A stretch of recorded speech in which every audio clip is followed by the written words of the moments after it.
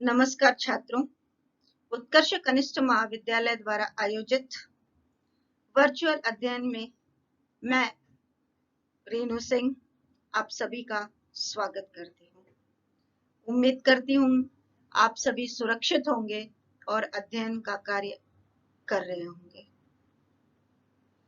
आज हम विशेष अध्ययन के कनुप्रिया पाठ से सर्ग 3 पढ़ने वाले हैं, अध्ययन करने वाले हैं और पढ़ते समय हम एक एक पद पढ़ करके आगे बढ़ेंगे। जैसा कि मैंने ऑलरेडी आपको बताया है, यहाँ पर जो वार्तालाप है वह राधा के अवचेतन मन और चेतन मन के बीच है। कनु की उपस्थिति का भी ज्ञान हमें राधा के अवचेतन मन के द्वारा ही होता है।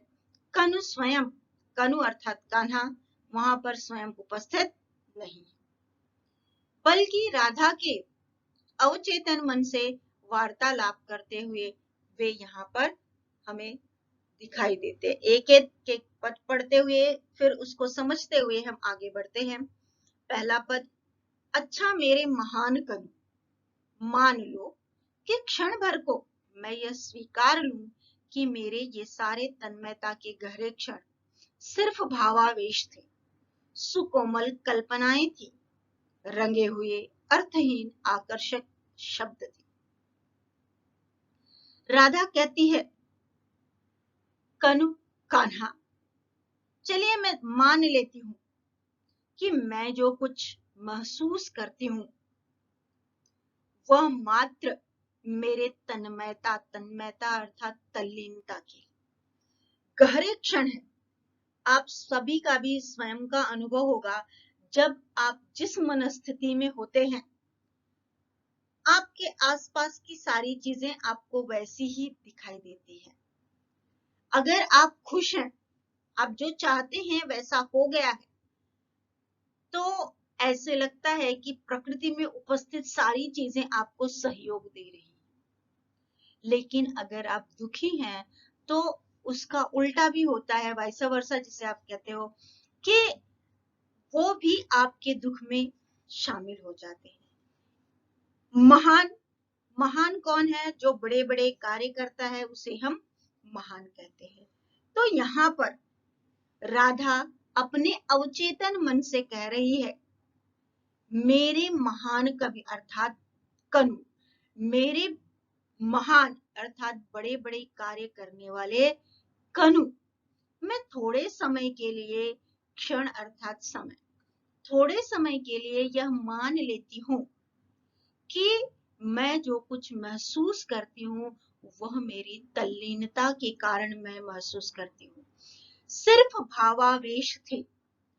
और ये थे क्यों? क्योंकि यह बचपन की बातें हैं और भाव और आवेश को मिलकर के भावावेश, आवेश अर्थात तीव्रता, भाव अर्थात हमारे मन में जो कुछ आता जाता है, आदान प्रदान होता है वह। तो मेरे मन के भावों की तीव्रता थी, सुकोमल कल्पनाएं थी। कोमल अर्थात नाजुक, सुकोमल सुंदर व नाजुक कल्पनाएं थी, रंगे हुए अर्थहीन आकर्षक शब्द थे। जब हम कोई चित्र बनाते हैं और उस चित्र का भले कोई अर्थ हो या नहीं हो, लेकिन जब हम कलर करके रंग भर देते हैं तो वह रंग के कारण वह चित्र आकर्षक लगने लगता है। वैसे ही मेरे मन की जो भावनाएं हैं वह चित्रकार के चित्र की भांति रंगीन थी, इसलिए आकर्षक थी, लेकिन तुम्हारे अनुसार वे अर्थहीन थी। मेरा प्रेम जो है वो अर्थहीन था। मान लो क्षण भर को मैं यह स्वीकार लूं कि पाप पुण्य, धर्माधर्म, न्याय दंड, क्षमाशील वाला यह तुम्हारा युद्ध सत्य है। मेरा जो भावावेश का प्रेम है वह अर्थहीन था, और यह स्वीकार लूं कि तुम जो युद्ध के में लड़ रहे हो, या जो महाभारत के युद्ध का उद्देश्य है, पाप पुण्य अर्थात पाप पर पुण्य की जीत। अगर हम गलत करते हैं तो उसकी हमें सजा भोगनी चाहिए। धर्माधर्म, धर्म और अधर्म को जोड़ करके धर्माधर्म कहा जाता है कि महाभारत का जो युद्ध है वह अधर्म पर धर्म की विजय है। लोगों को न्याय दिलाने के लिए किया गया युद्ध है, और जिस किसी ने धूर्तता की है, गलत किया है, उसे दंड देने के लिए भी यह युद्ध किया गया। क्षमाशील वाला यह तुम्हारा युद्ध सत्य है। इसमें बहुत से लोगों को उनकी गलती के लिए क्षमा भी किया गया। तो क्षमाशील वाला, अच्छे आचरण वाला, क्षमा वाला यह तुम्हारा युद्ध सत्य है। आगे के पद को पढ़ते हैं। तो भी मैं क्या करूं, मैं तो वही हूं, तुम्हारी बावरी मित्र, जिसे सदा उतना ही ज्ञान मिला जितना तुमने उसे दिया। मैं ये मानने के बाद भी क्या करूं, मेरे लिए वह किसी भी काम का नहीं है, निरुपयोगी है। क्यों? क्योंकि मैं तो तुम्हारी बावरी सखा हूं। बावरी अर्थात पगली, और पगली यहाँ पर पिछले सर्ग में मैंने बताया था कि राधा जो है वह कृष्ण के प्रेम में बावरी हो गई है, जिसे सदा उतना ही ज्ञान मिला जितना तुमने दिया। सखा के रूप में, दोस्त के रूप में, सहेली के रूप में आपने मुझे जितना समझाया था उतना ही ज्ञान मेरे पास है। आगे की पंक्ति देखते हैं। जितना तुमने मुझे दिया है अभी तक, उसे पूरा समेट कर भी आसपास जाने कितना है तुम्हारे इतिहास का, जिसका कुछ अर्थ मुझे समझ नहीं आता है। जो कुछ तुमने, यहाँ पे मैं सूरदास जी की एक पंक्ति दोहराना चाहूंगी, आप सभी ने भी शायद पढ़ी होगी। पूछत श्याम कौन तू गोरी, कहाँ रहती काकी तू बेटी, देखी नहीं कबहू ब्रज की खोरी, काहे को हम ब्रज तन आवत, खेलत रहती आपनी पौरी, सुनत रहत श्रवण नंद ढोटा, करत फिरत माखन दधि चोरी। कृष्ण जी कहते हैं, तुमरो कहा चोरी हम लई हैं, खेलन चलो संग मिल जोरी, सूरदास प्रभु रसिक शिरोमणि, बात न भुरई राधिका भोरी। यहाँ पर जब पहली बार राधा कृष्ण से मिलती है तो कृष्ण उससे पूछते हैं कि तुम कौन हो, कहाँ रहती हो, किसकी बेटी हो, और आज तक तो तुम्हें कभी भी नहीं देखा। राधिका जवाब देते हुए कहती है कि मैं अपने पिता के महल में रहती हूँ, यहाँ किस कारण से आऊंगी? हाँ, लेकिन मेरे कानों में आवाज आती है, मैंने सुना है कि नंद बाबा का एक बेटा है जो कि मक्खन और दही की चोरी करता फिरता है। उससे समझाते हुए कृष्ण जी कहते हैं, ठीक है, मान लिया मैं दही और मक्खन की चोरी करता हूँ, लेकिन तुम्हारे पास तो दही और मक्खन नहीं है ना, तो मैं तुम्हारा कुछ नहीं चुराऊंगा, इसलिए चलो हम साथ साथ खेलने चलते हैं। इसीलिए यहाँ पर इस पद में राधा कहती है कि मेरे पास तो उतना ही ज्ञान है जितना तुमने मुझे दिया था, और उस पूरे ज्ञान को जितना तुमने मुझे दिया है अभी तक, उसे पूरा समेट कर भी आसपास कितना है तुम्हारे इतिहास का, जिसका कुछ अर्थ मुझे समझ नहीं आता है।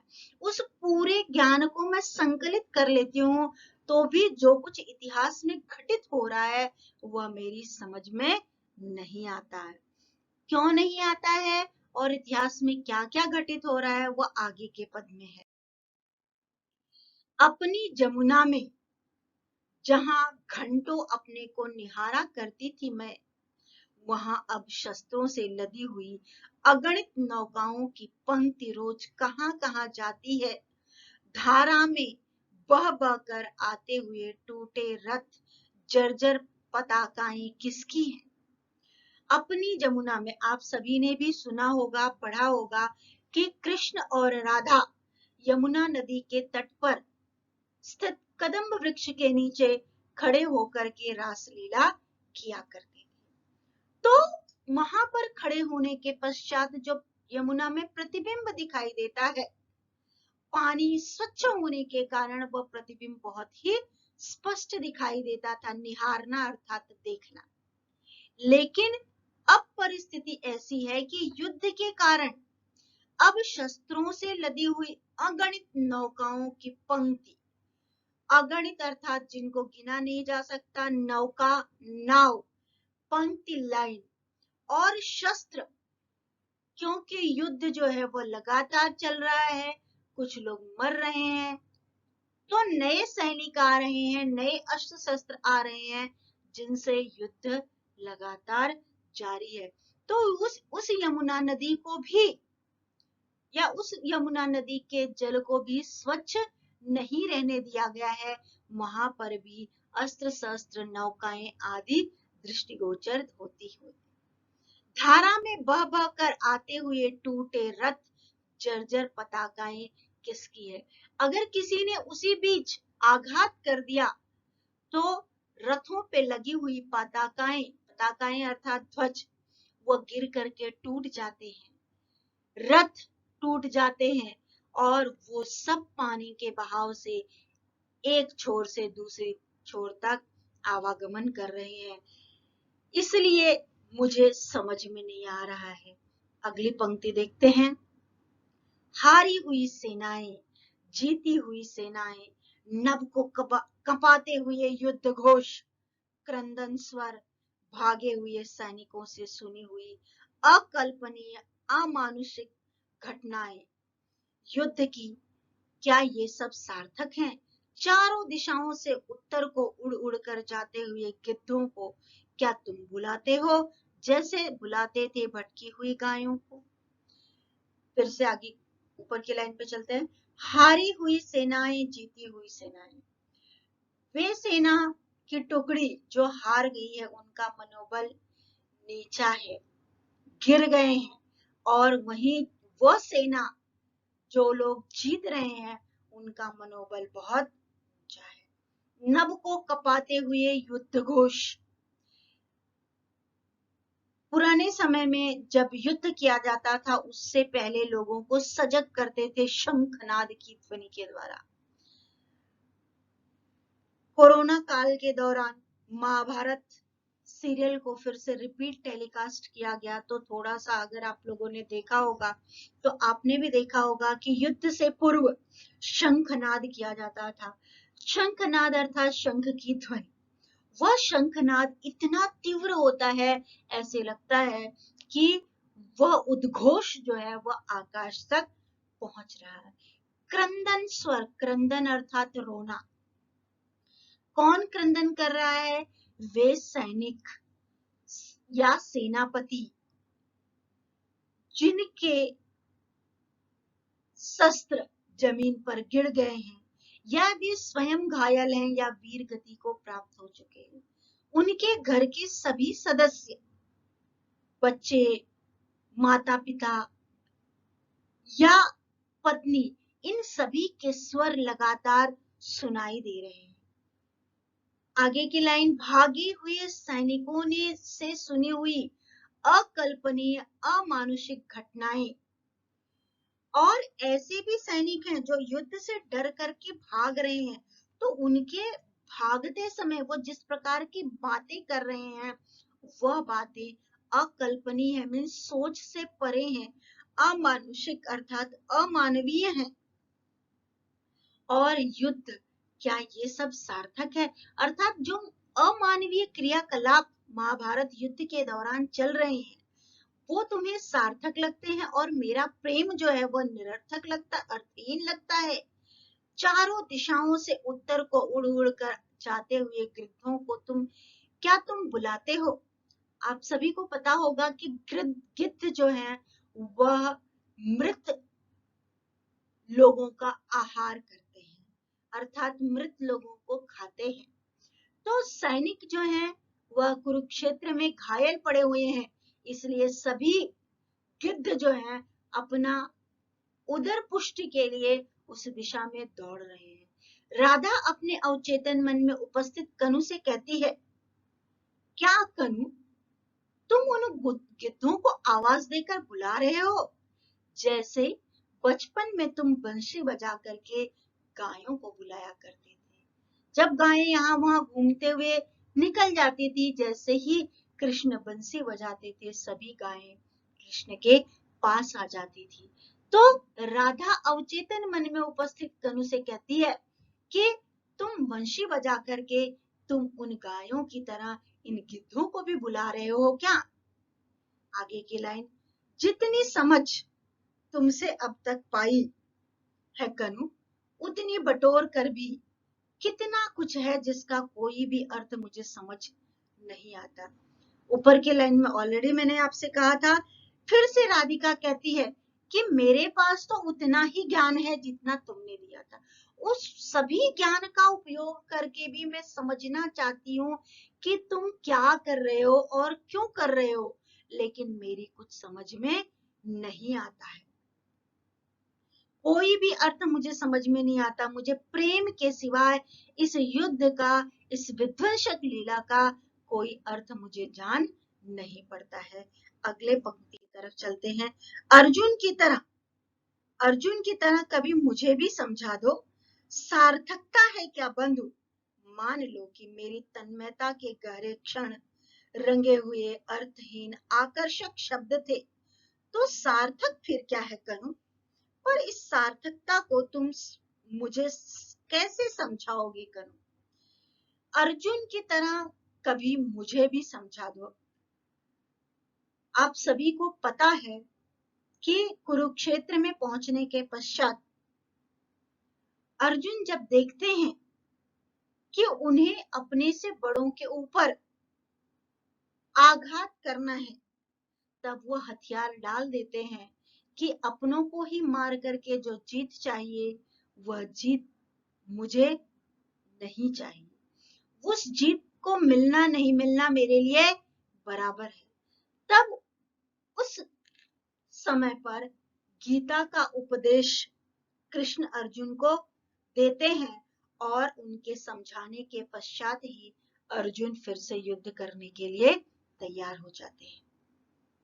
इसीलिए यहाँ पर राधा या चेतन रूपी राधा अपने अवचेतन रूपी कनु से कह रही है कि जिस तरह से तुमने अर्जुन को समझाया और वह फिर से युद्ध करने के लिए तैयार हो गया, ठीक उसी तरह मुझे भी समझा दो कि किस तरह से इन सारी चीजों की सार्थकता है। मैं मान लेती हूँ, मान लो कि मेरी तन्मयता के गहरे क्षण रंगे हुए अर्थहीन आकर्षक शब्द थे। मीन्स जो मेरी प्रेम भावना है वह उस चित्रकार के रंगे हुए आकर्षक चित्र के समान है, जो मुझे आकर्षित करती है। उस समय पर तुम्हें भी आकर्षित कर रही थी, लेकिन आज की स्थिति में तुम्हारे लिए वह अर्थहीन है। तो फिर सार्थक क्या है कनु? तो तुम्हारे अनुसार सार्थक क्या है, अर्थपूर्ण क्या है, योग्य क्या है, ये सारी चीजें मुझे आकर के तुम बता दो। पर इस सार्थकता को तुम मुझे कैसे समझाओगे कनु? पर यह सार्थकता बताने के लिए कनु, कान्हा, तुम्हें तो मेरे पास आना पड़ेगा और तुम तो वहां इतिहास के महानायक बनने में लगे हुए हो, और जब तक तुम मेरे पास नहीं आओगे तब तक तुम मुझे कैसे समझा पाओगे। और इसीलिए भारती जी ने इस सर्ग को एक प्रश्न नाम दिया, अर्थात राधा अपने अवचेतन मन में उपस्थित कृष्ण से यह प्रश्न करती है कि मेरे मन में चल रहे विचारों को आप किस प्रकार से उसका उत्तर, उसका हल ढूंढ करके मुझे बता सकते हो। इसके साथ हमारा एक प्रश्न का सर्ग यहाँ पर समाप्त होता है।